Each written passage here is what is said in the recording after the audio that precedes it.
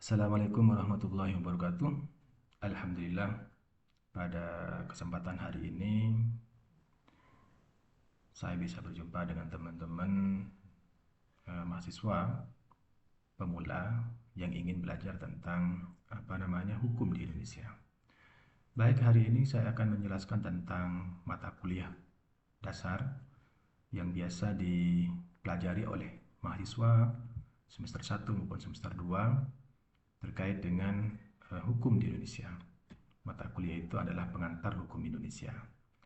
Nah, dalam kesempatan hari ini, saya ingin menjelaskan mata kuliah pengantar hukum Indonesia ini terlebih dahulu sebagai basis pengetahuan bagi teman-teman mahasiswa prodi hukum di berbagai apa namanya prodi-prodi hukum di Indonesia. Yang pertama kita mulai dulu dari definisi pengantar hukum Indonesia. Sebagaimana kita ketahui bahwa pengantar hukum Indonesia itu terdiri dari tiga kata ya. Yang pertama adalah pengantar, yang kedua adalah hukum, dan yang ketiga adalah Indonesia. Sehingga nama mata kuliah ini disebut sebagai pengantar hukum Indonesia. Apa itu pengantar, apa itu hukum, dan apa itu Indonesia? Kita bisa melihat dalam layar yang sudah saya tampilkan bahwa pengantar itu adalah mengantarkan kepada tujuan tertentu atau memperkenalkan secara umum suatu hal. Itu adalah pengantar. Jadi namanya pengantar, maka tentu tidak sampai kepada hal-hal yang sifatnya mendalam, ya kan? Karena hanya sifatnya mengantarkan, sifatnya memperkenalkan suatu hal, gitu kan. Dalam konteks ini, apa yang akan dikenalkan itu adalah hukum, ya kan? Hukum itu apa? Di sini salah satu definisi dari hukum itu secara sederhana bisa kita katakan hukum itu adalah peraturan atau perundang-undangan yang berlaku di masyarakat. Ya, itu hukum. Sementara Indonesia itu adalah negara kita, yaitu Negara Kesatuan Republik Indonesia. Jadi pengantar hukum Indonesia itu bisa kita pahami secara umum adalah memperkenalkan secara garis besar dasar-dasar hukum yang berlaku saat ini di Indonesia kepada siapa saja yang ingin mengetahui dan mempelajari hukum Indonesia. Jadi namanya mengantarkan, tentu ini adalah mengantarkan secara umum, secara garis besar hal-hal mendasar dari suatu hukum yang berlaku saat ini di Indonesia. Apakah itu hukum pidana, apakah itu hukum perdata, apakah itu hukum tata negara, hukum acara pidana, hukum acara perdata, itu akan digambarkan secara umum atau secara garis besar bagaimana hukum pidana di Indonesia, bagaimana hukum perdata di Indonesia, bagaimana hukum acara di di Indonesia. Ya, itu adalah makna dari pengantar hukum Indonesia. Kemudian selanjutnya, istilah hukum Indonesia. Maka ini bisa kita katakan sebagai hukum positif, ya kan? Atau ius constitutum. Apa itu hukum positif? Yaitu hukum yang dipositifkan berlaku untuk masyarakat tertentu dan dalam waktu tertentu.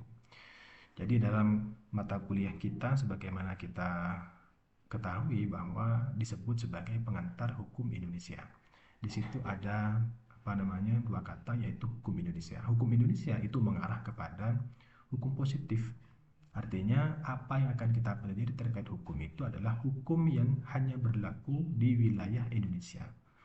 Ya, tidak berlaku di wilayah negara lain, tetapi hukum ini yang akan kita pelajari fokus kepada hukum yang berlaku di Indonesia. Atau yang kedua, is constitutum, yaitu hukum yang sudah ditetapkan untuk diberlakukan saat ini pada suatu tempat atau negara tertentu. Jadi maksudnya suatu tempat atau negara tertentu ini adalah kembali kepada Indonesia. Jadi hukum yang akan kita pelajari sekali lagi adalah hukum yang berlaku di Indonesia atau yang dipositifkan atau ditetapkan untuk diberlakukan pada saat ini di Indonesia. Apa sih makna hukum itu? Sebelum lebih jauh kita berbicara tentang ruang lingkup dan seterusnya terkait dengan pengantar hukum Indonesia, kita penting untuk memahami secara lebih awal terkait apa sih makna hukum itu. Nah, secara etimologi, makna hukum itu atau istilah dari hukum itu bermacam-macam, ya. Ada yang menyebutnya dengan law, ada yang menyebutnya dengan reh, ada yang menyebutnya dengan lex, ada yang menyebutnya dengan ius dan wet. Dari masing-masing istilah asing ini maknanya berbeda-beda. Kalau law itu cenderung dimaknai sebagai perintah, jadi hukum itu isinya adalah perintah, gitu kan. Kalau reh itu artinya tuntunan, tuntunan bagi masyarakat agar ia itu bisa hidup damai, tertib dan sejahtera, kira-kira begitu. Kemudian ada yang menyebut lex. Lex itu artinya peraturan. Ya, peraturan-peraturan apa yang berlaku di masyarakat itu disebut sebagai hukum. Entah itu tertulis maupun tidak tertulis. Kemudian ius, ius itu artinya keadilan. Nah, tentu adanya hukum itu diciptakan salah satunya tujuannya adalah untuk memenuhi rasa keadilan di tengah-tengah masyarakat. Kemudian ada yang memberikan makna hukum secara etimologi itu dengan kata wet. Wet itu artinya adalah undang-undang. Jadi hanya terbatas kepada apa yang disebut dengan hukum tertulis. Karena undang-undang itu biasanya dibuat oleh lembaga yang berwenang untuk diberlakukan di tengah-tengah masyarakat, gitu kan. Sesuai dengan kesepakatan tentang apa yang baik dan apa yang buruk, apa yang diperintahkan dan apa yang dilarang. Nah, kemudian secara terminologi ada beberapa pendapat ahli mengenai apa sih hukum itu. Ya. Yang pertama saya mengutip pendapatnya Van Kant dan Beckhus. Apa yang disebut dengan hukum itu adalah peraturan yang bersifat memaksa yang diadakan untuk melindungi kepentingan orang dalam masyarakat. Jadi peraturan yang ada di tengah-tengah masyarakat sifatnya memaksa itu disebut sebagai hukum. Tujuannya apa? Adalah untuk melindungi kepentingan orang dalam masyarakat. Karena ketika orang hidup dalam masyarakat itu pasti ada banyak kepentingan-kepentingan yang berbeda-beda yang tujuannya adalah untuk meraih apa yang mereka inginkan, gitu kan. Nah, hukum itu hadir ya, untuk menjembatani agar kepentingan-kepentingan yang berbeda-beda itu bisa terakomodir dengan baik. Kemudian Utrecht, ya. Utrecht memberikan makna tentang hukum lebih lebih rigid, ya. Di sini beliau mengatakan hukum itu adalah petunjuk hidup, perintah atau larangan yang mengatur tata tertib dalam masyarakat dan seharusnya ditaati. Oleh karena pelanggaran terhadap petunjuk hidup tersebut dapat menimbulkan tindakan oleh penguasa masyarakat itu. Jadi kata Utrecht, hukum itu adalah petunjuk, perintah atau larangan yang tujuannya adalah agar masyarakat yang ada di dalamnya itu menjadi teratur. Oleh karena itu, karena hukum itu adalah petunjuk hidup, maka masyarakat seharusnya mentaati. Meskipun pada faktanya, pada kenyataannya, ada saja sebagian masyarakat yang melanggar. Makanya dalam hukum itu ada sanksi di situ. Karena kata Utrecht, pelanggaran terhadap petunjuk hidup itu atau perintah dan larangan itu ini bisa menimbulkan berbagai tindakan yang legal oleh penguasa terhadap masyarakat itu. Tindakan apa itu? Yaitu pemberian sanksi terhadap masyarakat yang melanggar terhadap petunjuk itu. Nah, kemudian Surojo, ya, beliau mengatakan bahwa hukum itu adalah himpunan peraturan hidup yang bersifat memaksa. Ini mirip-mirip dengan pengertian yang pertama. Jadi himpunan peraturan yang sifatnya adalah memaksa. Isinya adalah perintah, larangan, atau izin untuk berbuat atau tidak berbuat sesuatu serta dengan maksud untuk mengatur tata tertib dalam kehidupan masyarakat. Jadi hukum itu adalah peraturan hidup, kata Surojo, ya. Sifatnya peraturan ini adalah memaksa, mau tidak mau masyarakat harus tunduk dan patuh kepada kepada perintah itu, ya, kepada peraturan itu, untuk berbuat atau tidak berbuat. Tujuannya apa? Untuk mengatur tata tertib dalam kehidupan masyarakat. Jadi agar masyarakat itu menjadi tertib, menjadi damai, gitu kan, tidak terjadi konflik dan seterusnya. Kemudian selanjutnya, apa sih tujuan PHI itu? Ada beberapa yang ingin dicapai ketika seseorang mempelajari mata kuliah pengantar hukum Indonesia. Yang pertama adalah ketika kita berbicara tentang pengantar hukum Indonesia, maka tujuannya adalah untuk mengetahui macam-macam hukum, baik dari sisi bentuk atau isi yang berlaku di Indonesia. Apa saja hukum-hukum yang berlaku di Indonesia? Ya, misalkan ada hukum Islam, ada hukum adat, ada hukum pidana, ada hukum perdata, ada hukum tata negara. Nah, itu muatannya apa? Gitu kan. Muatannya apa? Ya, apakah sama atau berbeda? Nah, itu yang akan nanti kita pelajari. Kemudian selanjutnya, tujuan dari pengantar hukum Indonesia adalah untuk mengetahui perbuatan-perbuatan apa yang dilarang dan yang dibolehkan menurut hukum Indonesia. Apa yang dilarang, apa yang dibolehkan, ya kan? Yang dilarang misalnya adalah membunuh. Nah, itu menurut hukum Indonesia tidak boleh. Yang dibolehkan apa? Yang dibolehkan adalah misalnya eh, berinteraksi dengan seseorang, saling menghargai, ya kan? Yang tidak boleh apa lagi, misalkan mencuri. Yang dibolehkan apa? Misalkan memberikan kepada orang haknya, gitu kan? Jadi tidak boleh orang itu mengambil hak orang lain tanpa melalui jalan yang dibenarkan. Kemudian selanjutnya adalah tujuan dari PHI lagi untuk mengetahui kedudukan hak dan kewajiban setiap orang dalam masyarakat dan negara menurut hukum Indonesia. Apa sih hak dan kewajiban kita sebagai warga negara Indonesia? Apa hak-hak kita saja? Apa hak-hak kita dan apa kewajiban kita? Kemudian selanjutnya adalah untuk mengetahui berbagai macam lembaga, institusi pembentuk atau pembuat dan pelaksana atau penegak hukum menurut hukum Indonesia. Lembaga apa saja yang berwenang atau institusi pembentuk atau pembuat peraturan itu siapa saja, siapa yang melaksanakan atau yang menegakkan hukum di Indonesia. Nah, itu yang akan kita pelajari. Kemudian selanjutnya adalah untuk mengetahui prosedur hukum jika menghadapi masalah hukum dengan setiap orang dan para pelaksana hukum Indonesia.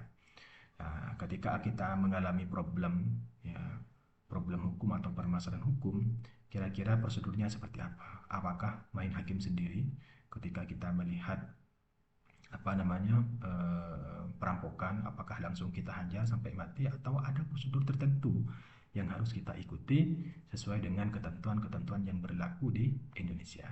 Nah, itu yang akan kita pelajari dalam mata kuliah pengantar hukum Indonesia. Kemudian selanjutnya, ya kan, terkait dengan persamaan pengantar hukum Indonesia dan apa namanya pengantar ilmu hukum, ya. PIH itu adalah pengantar ilmu hukum. Apa sih persamaannya?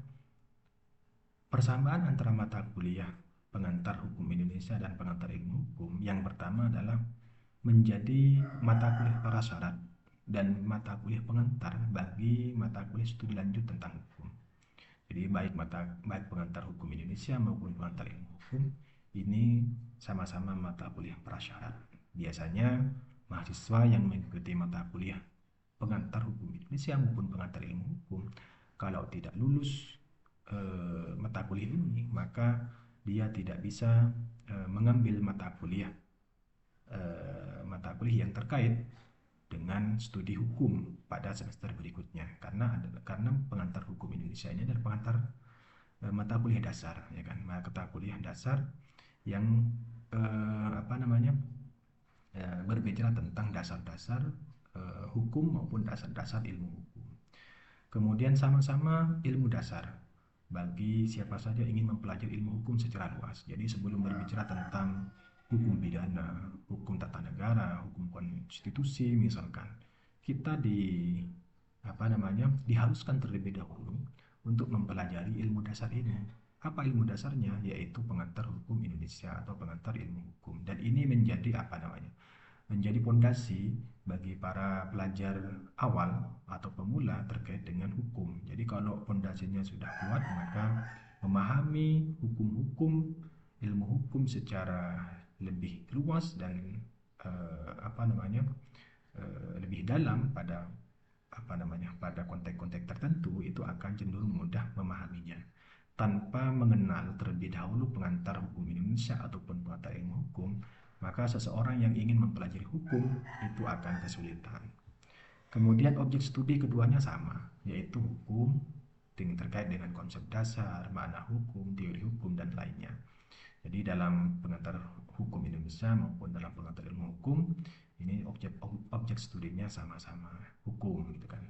Kemudian selanjutnya yang terakhir dari persamaan pengantar hukum Indonesia, baik pengantar hukum Indonesia maupun pengantar ilmu hukum ini memperkenalkan hukum sebagai suatu kerangka yang menyeluruh yang dapat dilihat dari sudut pandang tertentu sehingga orang dapat memperoleh suatu pemahaman secara umum dan lengkap tentang hukum. Ya. Jadi namanya mengantarkan ya, pengantar ilmu hukum maupun pengantar hukum Indonesia ini akan memperkenalkan hukum sebagai suatu konsep yang menyeluruh ya, yang sehingga orang bisa memahami atau bisa memiliki pemahaman secara umum tentang apa itu hukum gitu. Kemudian selanjutnya perbedaan ya kan, perbedaan antara pengantar hukum Indonesia dan pengantar ilmu hukum. Di sini saya mencatatnya ada dua ya kan. Kalau pengantar hukum Indonesia, maka yang kita pelajari adalah hukum positif atau hukum yang ditetapkan berlaku saat ini di Indonesia, khusus di wilayah Indonesia. Sementara kalau pengantar ilmu hukum itu adalah mempelajari ilmu hukum secara umum dengan memperkenalkan berbagai macam pengertian-pengertian, konsep-konsep dasar daripada hukum itu sendiri, yang umumnya tidak hanya berlaku di Indonesia saja, tetapi juga berlaku di masyarakat hukum lainnya. Ya, namanya pengantar ilmu hukum. Jadi cangkupannya sedikit lebih luas daripada pengantar hukum Indonesia. Kemudian yang kedua, perbedaan pengantar hukum Indonesia dan pengantar ilmu hukum. Kalau pengantar hukum Indonesia itu adalah mempelajari konsep pengertian dasar, sejarah hukum, lembaga hukum, aturan hukum, dan teori hukum positif yang berlaku di Indonesia. Jadi hanya terbatas di Indonesia gitu kan. Sementara pengantar ilmu hukum dia mempelajari dasar-dasar hukum secara umum atau yang berlaku universal dan sudut pandang falsafah kemasyarakatan. Jadi tidak hanya terbatas bagaimana pandangan ahli hukum Indonesia terhadap konsep hukum itu sendiri, tetapi lebih universal gitu. Kemudian selanjutnya kita akan melihat klasifikasi hukum ya. Jadi ada pembagian hukum itu dibagi dalam berbagai macam aspek ya kan. Kalau kita lihat dari sisi sumbernya, maka hukum itu dibedakan menjadi dua. Yang pertama adalah sumber hukum formal. Sumber hukum formal itu bagaimana kita itu melihat suatu persoalan di masyarakat. Kira-kira kalau terjadi suatu konflik hukum di masyarakat, maka kita merujuknya kemana gitu kan? Misalkan ada pencurian, kita merujuknya kemana? Tentu yang kita rujuk adalah undang-undang yang mengatur tentang pencurian misalnya, atau hukum adat. Ya, meskipun dia tidak tertulis, tetapi dia juga disebut sebagai sumber hukum formal. Kemudian traktat atau perjanjian, jurisprudensi, doktrin hukum. Nah, jurisprudensi itu adalah putusan pengadilan yang diikuti oleh hakim berikutnya dalam konteks kasus yang sama, sehingga hakim yang datang kemudian itu memberikan putusan yang sama dengan hakim sebelumnya dalam kasus yang serupa itu. Kemudian yang terakhir dari sumber hukum formal itu adalah doktrin hukum. Apa itu doktrin hukum? Yaitu pendapat atau ajaran dari para ahli hukum. Kemudian yang kedua adalah sumber hukum material. Sumber hukum material itu ada tiga ya, yaitu sumber hukum material yang sifatnya filosofis, kemudian sosiologis dan historis gitu kan. Jadi materi-materi yang ada di dalam norma hukum itu asal muasalnya dari mana? Bisa berasal dari pandangan falsafah suatu bangsa, bisa dari nilai-nilai yang ada di masyarakat, bisa datang juga dari sejarah hukum itu sendiri. Ya, sebab kenapa konsep norma hukum itu lahir. Bisa jadi pandangan suatu negara secara filosofis ya, misalnya kalau di Indonesia adalah Pancasila. Bisa juga secara sosiologis gitu kan, lahir dari keinginan masyarakat atau dari sisi historis, dari sisi sejarah. Kemudian yang kedua, kalau kita lihat dari aspek bentuknya, hukum itu dibedakan menjadi dua juga. Yang pertama adalah hukum tertulis, yang kedua adalah hukum tidak tertulis. Nah, hukum tertulis itu terbagi juga menjadi dua, yaitu hukum yang terkodifikasi maupun hukum yang tidak terkodifikasi, atau hukum yang dibukukan menjadi satu seperti KUHP, KUH Perdata, hukum dagang. Kalau hukum yang tidak terkodifikasi, tidak dibukukan itu contohnya adalah Undang-Undang Pemberantasan Tindak Pidana Korupsi, Undang-Undang Perbankan, Undang-Undang Perpajakan. Hari ini misalkan ada undang-undang tentang penghapusan kekerasan dalam rumah tangga dan seterusnya. Itu adalah eh, undang-undang yang atau hukum tertulis tetapi tidak terkodifikasi. Sementara yang disebut sebagai hukum tidak tertulis, ya, itu adalah hukum adat atau hukum yang berlaku di masyarakat adat, dan itu masih eh, apa namanya berlaku sampai hari ini dan masyarakat mengakui keberadaannya gitu. Kemudian selanjutnya kalau kita lihat dari konteks tempat berlakunya, maka hukum itu terbagi menjadi 5, ya kan? Pertama adalah hukum nasional. Hukum nasional itu bisa kita katakan sebagai hukum yang berlaku secara umum untuk suatu bangsa. Kalau di Indonesia ya berarti hukum nasional itu berarti hukum itu berlaku untuk seluruh masyarakat Indonesia. Kemudian hukum internasional. Kalau hukum internasional ini adalah hukum yang mengikat antar antar dua negara atau lebih, ya kan? Mengikat antar dua negara atau lebih, itu disebut sebagai hukum internasional. Sementara hukum asing itu adalah hukum yang berlaku di wilayah negara lain. Misalkan Malaysia memiliki hukumnya sendiri, itu kan berlaku bagi masyarakat Malaysia, atau hukum di Singapura itu berlaku bagi masyarakat Singapura dan tidak berlaku bagi masyarakat kita, gitu kan. Itu adalah hukum asing. Sementara hukum gereja adalah hukum yang didasarkan kepada aturan-aturan eh, hukum gereja. Sementara hukum Islam itu juga sama, sebagaimana kita kepahami, hukum Islam itu adalah hukum yang berdasarkan kepada ajaran-ajaran dalam Al-Quran dan hadis yang diakui oleh masyarakat Muslim itu sendiri. Kemudian selanjutnya, kalau kita lihat dari waktu berlakunya, maka kita melihat ada ada dua jenis, ya kan, hukum itu. Yang pertama adalah ius constitutum dan ius constituendum yang kedua. Nah, ius constitutum itu kalau kita lihat dari masa berlakunya, kita bisa mengatakan ius constitutum itu adalah hukum yang berlaku saat ini, ya, dan di tempat ini pada saat sekarang, gitu kan, hukum yang berlaku pada saat ini atau yang ditetapkan pada saat ini dan diberlakukan pada saat ini juga di tempat tertentu, gitu kan. Kemudian kalau ius constituendum itu adalah hukum yang masih dicita-citakan berlaku di masa mendatang, itu ius constituendum. Kemudian selanjutnya kalau kita lihat dari aspek fungsi atau cara mempertahankan, hukum itu dibagi menjadi dua juga. Yang pertama adalah hukum material, ya. Contohnya adalah KUHP atau KUH Perdata. Yang isinya itu adalah materi-materi hukum, gitu kan. Di situ ada perbuatan-perbuatan yang dilarang, siapa yang dilarang untuk melakukan perbuatan itu, kemudian bagi yang melanggarnya kira-kira sanksinya apa. Di situ diatur dalam hukum material. Kemudian kalau hukum formil atau formil reh atau proses reh atau adjektif leh, itu adalah KUH pidana atau KUHAP, ya kan, dan hukum acara perdata.